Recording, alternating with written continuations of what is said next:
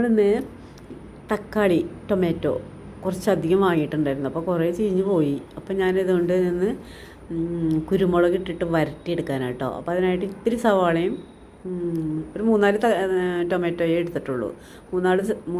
അപ്പോൾ ഒരു സവാളയും പിന്നെ കുറച്ച് ചെറിയ ഉള്ളിയും കൂടിയിട്ട് നല്ല ബ്രൗൺ കളറാവണം. ഞാൻ കുരുമുളക് ചേർത്താണ് വരട്ടിയെടുക്കുന്നത് കേട്ടോ. കുരുമുളക് മാത്രം ചേർത്താൽ മതി.